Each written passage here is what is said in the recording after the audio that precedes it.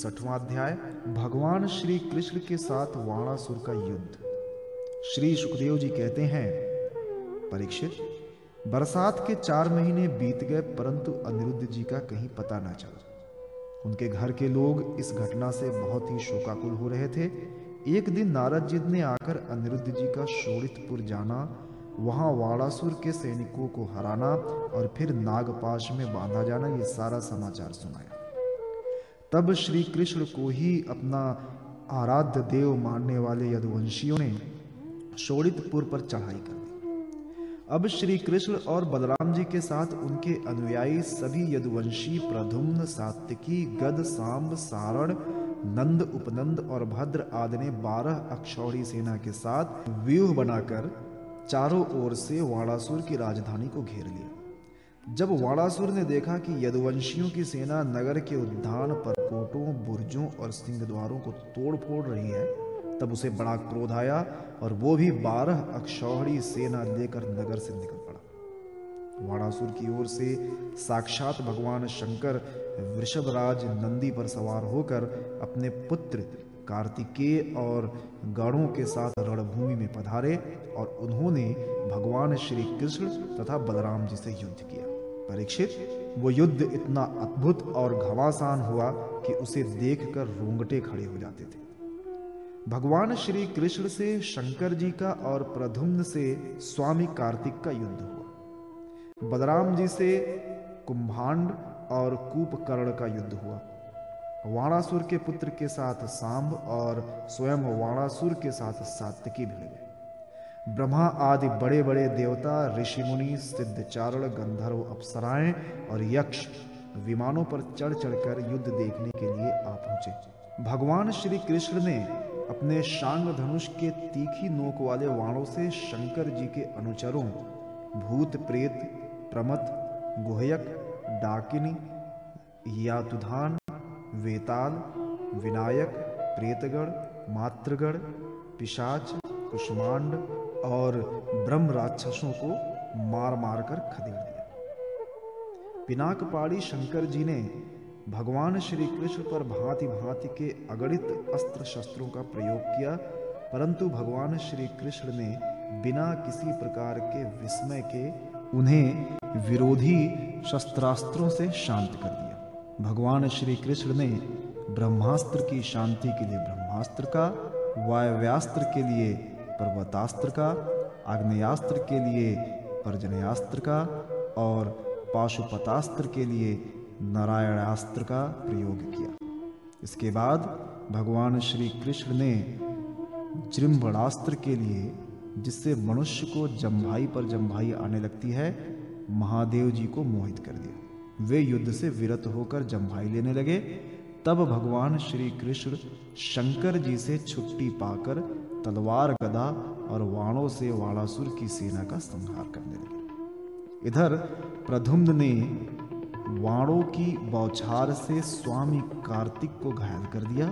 उनके अंग अंग से रक्त की धारा बह चली। वे रणभूमि छोड़कर अपने वाहन मयूर द्वारा भाग निकले। बलराम जी ने अपने मूसल की चोट से कुंभांड और कूपकर्ण को घायल कर दिया। वे रणभूमि में गिर पड़े। इस प्रकार अपने सेनापतियों को हताहत देखकर वाणासुर की सारी सेना तितर बितर हो गई। जब रथ पर सवार वाणासुर ने देखा कि श्री कृष्ण आदि के प्रहार से हमारी सेना तितर बितर और तहस नहस हो रही है, तब उसे बड़ा क्रोध आया। उसने चिढ़कर सात्विकी को छोड़ दिया और वो भगवान श्री कृष्ण पर आक्रमण करने के लिए दौड़ पड़ा। परीक्षित, रणोन्मत्त वाणासुर ने अपने 1000 हाथों से एक साथ ही 500 धनुष खींचकर एक एक पर 2-2 बाण चलाए, परंतु भगवान श्री कृष्ण ने एक साथ ही उसके सारे धनुष काट डाले और सारथ, रथ तथा घोड़ों को भी धराशायी कर दिया एवं शंख ध्वनि की। कोटरा नाम की एक देवी वाणासुर की धर्म माता थी। वो अपने उपासक पुत्र के प्राणों की रक्षा के लिए बाल बिखेर कर नंग धड़ंग भगवान श्री कृष्ण के सामने आकर खड़ी हो गई। भगवान श्री कृष्ण ने इसलिए कि कहीं उस पर दृष्टि न पड़ जाए अपना मुंह फेर लिया और वे दूसरी ओर देखने लगे। तब तक वाणासुर धनुष काटे जाने और रथहीन हो जाने के कारण अपने नगर में चला गया। इधर जब भगवान शंकर के भूतगण इधर उधर भाग गए, तब उनका छोड़ा हुआ 3 सिर और 3 पैर वाला ज्वर 10 दिशाओं को जलाता हुआ सा भगवान श्री कृष्ण की ओर दौड़ा।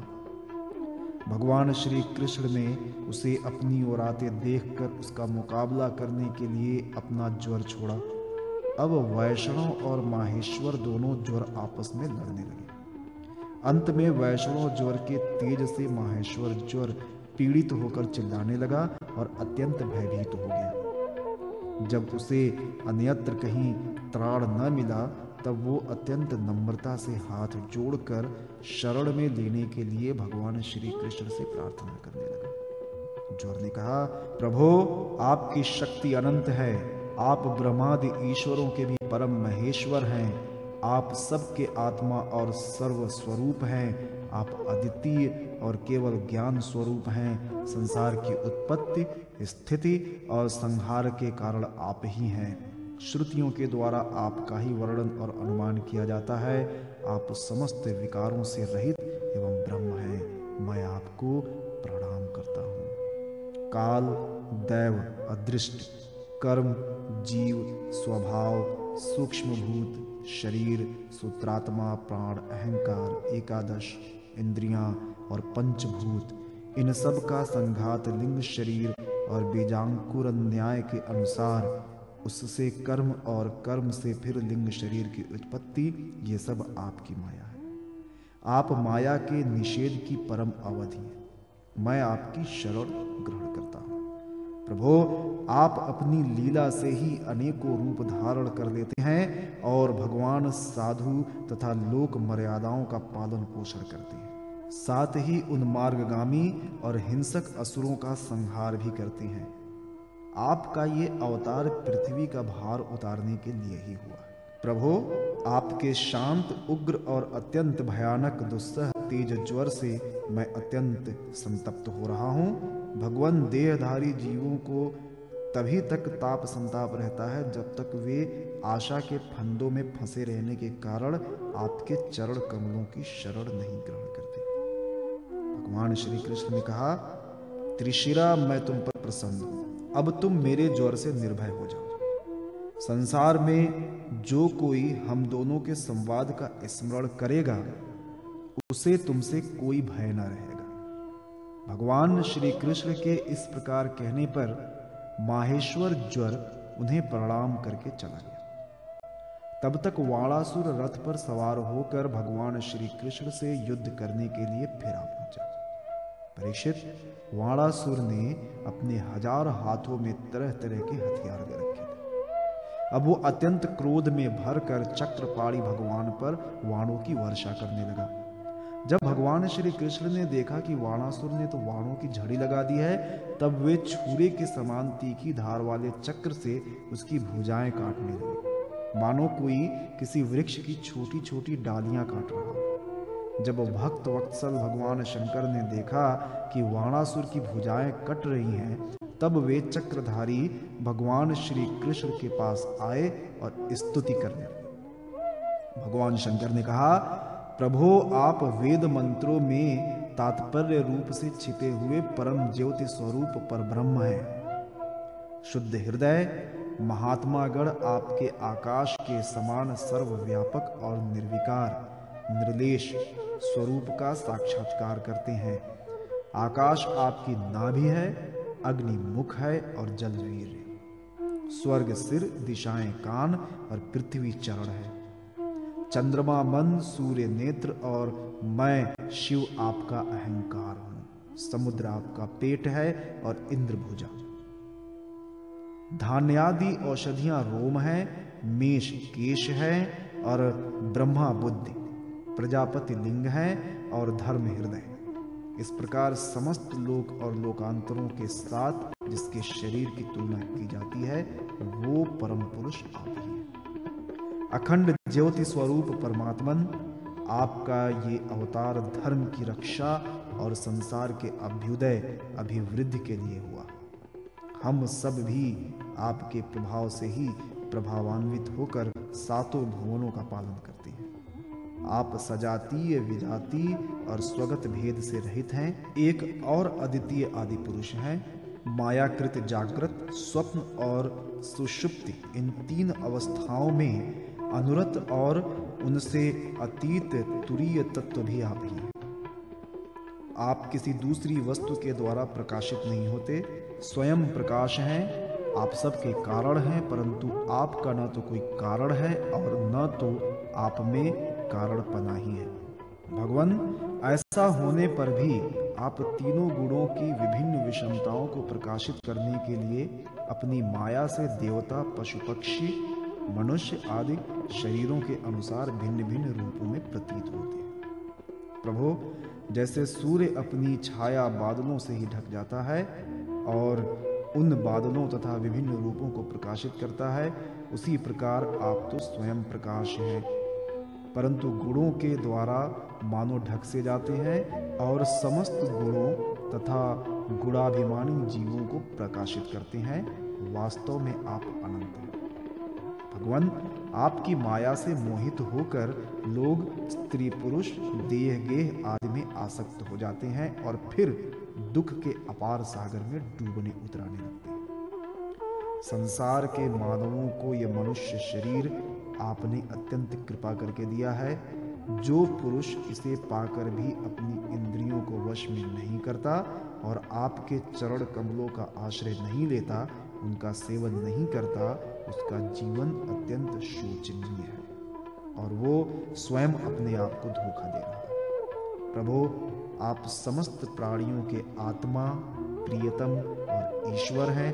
जो मृत्यु का ग्रास मनुष्य आपको छोड़ देता है और अनात्म दुख स्वरूप और तुच्छ विषयों में सुख बुद्धि करके उनके पीछे भटकता है, वो इतना मूर्ख है कि अमृत को छोड़कर विष पी रहा है। मैं, ब्रह्मा, सारे देवता और विशुद्ध हृदय वाले ऋषि मुनि सब प्रकार से और सर्वात्म भाव से आपके शरणागत हैं, क्योंकि आप ही हम लोगों के आत्मा, प्रियतम और ईश्वर हैं।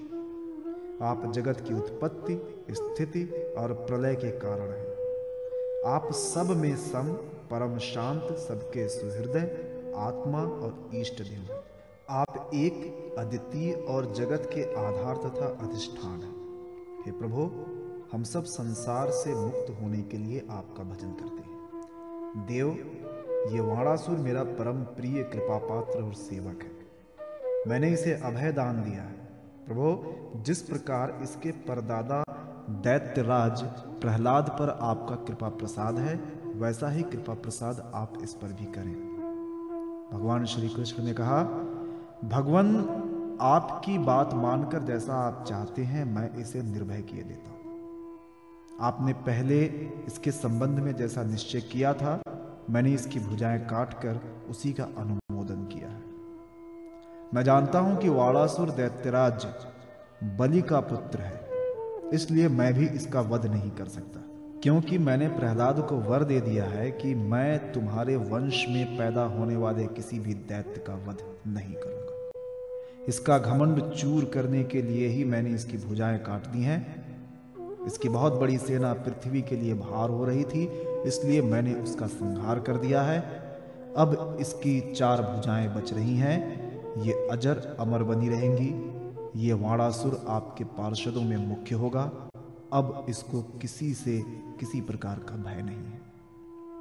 श्री कृष्ण से इस प्रकार अभय दान प्राप्त करके वाणासुर ने उनके पास आकर धरती में माथा टेका, प्रणाम किया और अनिरुद्ध जी को अपनी पुत्री उषा के साथ रथ पर बैठाकर भगवान के पास ले आया। इसके बाद भगवान श्री कृष्ण ने महादेव जी की सम्मति से वस्त्रालंकार विभूषित उषा और अनिरुद्ध जी को एक अक्षौहिणी सेना के साथ आगे करके द्वारका के लिए प्रस्थान किया। इधर द्वारका में भगवान श्री कृष्ण आदि के शुभागमन का समाचार सुनकर झंडियों और तोरणों से नगर का कोना कोना सजा दिया गया। बड़ी बड़ी सड़कों और चौराहों को चंदन मिश्रित जल से सींच दिया गया। नगर के नागरिकों, बंधु बांधवों और ब्राह्मणों ने आगे आकर खूब धूमधाम से भगवान का स्वागत किया। उस समय शंख, नगारों और ढोलों की तुमुल ध्वनि हो रही थी।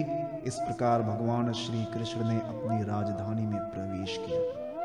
परीक्षित, जो पुरुष श्री शंकर जी के साथ भगवान श्री कृष्ण का युद्ध और उनकी विजय की कथा का प्रातः काल उठकर स्मरण करता है, उसकी पराजय नहीं होती।